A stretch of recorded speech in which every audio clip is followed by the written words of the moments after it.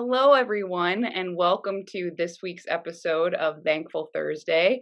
Today, I am really looking forward to speaking with Barbara Scott, who is one of our parishioners and also who is our parish contact for our Al-Anon family group.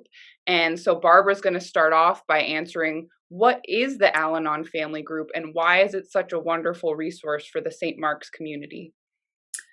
Hi, Hollis. Thank you for asking that question. You know, so many people mistake Al-Anon for AA, which is Alcoholics Anonymous. Al-Anon family groups actually, we are there for people whose lives have been affected by someone else's drinking. And in many cases, you know, a lot of us grew up in an alcoholic home. It's quite devastating because it affects, we don't get the healthy living skills. And a lot of times the self-esteem is non-existent. You know, you grow up with blame and shame, and it's just it's a very toxic environment for anybody to be exposed to. And so we have the meetings. We've been very fortunate. We've been with St. Mark's now for 31 years.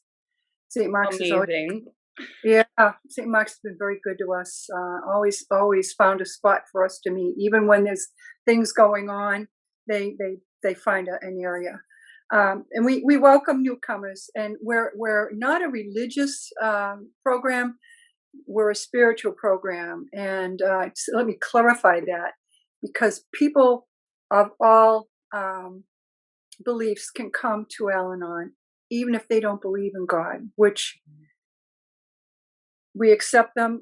So for them, they are looking at the program from the perspective of a power greater than themselves. It could be the group, whatever.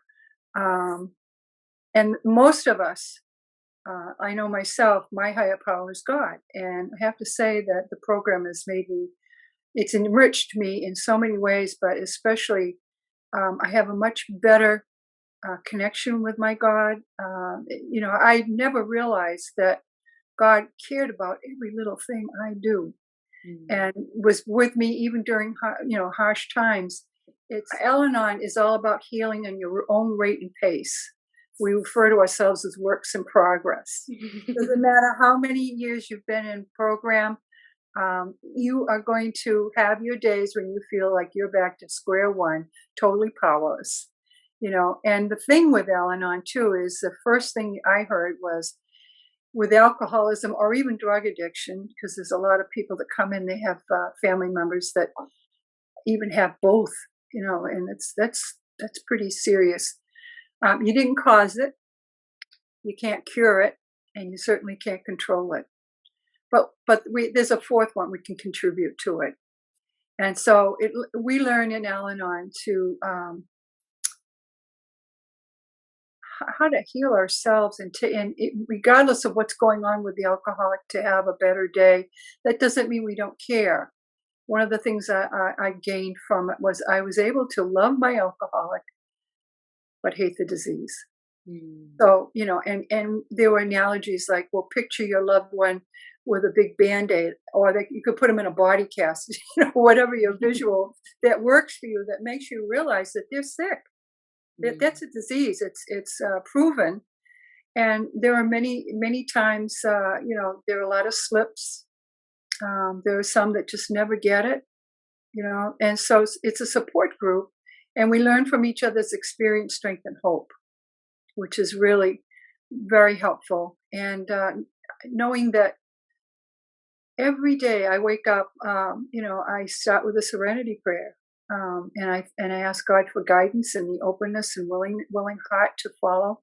It's important to me to start my day that way, and at the end of the day, thank God. Even if something wasn't great, you know, I know that the God of my understanding, I can tell it like it is to him or her, and I'm going to be loved anyway. But I always thank God for the day, because there's always a blessing, no matter what's going on. It's amazing. There have been times when, you know, in program we're suggested that, you know, you do your best. And if you've done as much as you can and you turn it over, because that's the important part of it. That's the third step. We say the first step is I can't. The second step is you can, meaning God or higher power. And the third step is I'm going to let you.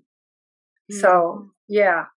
So it's a lot of dependence on spirituality and the connection with your higher power for guidance, because it's a hard thing to go through. And we like to be those of us that have been programmed for a long time. I keep going back for two reasons. One, it keeps me with a positive, healthier attitude, because those old tapes in the back of your head, when you're not feeling well, when you're tired, when you're hungry, they can be triggered by something that's said or happens. Somebody cut you off in when you're driving, whatever.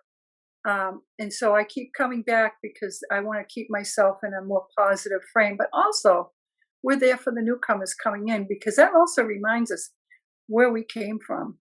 You look back and the little baby steps. There's, like I said, there's no. I know some people come in and they've got a timetable. I'm going to do those 12 steps, and then I'll know what to do with the alcoholic, and it doesn't work like that.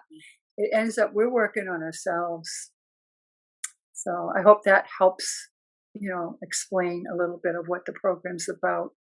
Oh my goodness, that was a wonderfully thorough and lovely reflection with your own experiences with the Al-Anon family group. And it's clear to me what a fantastic supportive place it has been for people at this parish for, as you said, the past 31 years, and people at our parish community and beyond, because as you said, you're welcoming others to join it. And I know that you mentioned, it's about God or about the higher power, whatever people, need to focus on to help them feel like they can be motivated in their healing and their forgiveness and all of these other things. But I did love what you said, Barbara, about the dependence upon God, and just, the third step saying, all right, it's both of us. It's this mutual relationship. So I thought that was a great explanation. Yeah, that's good.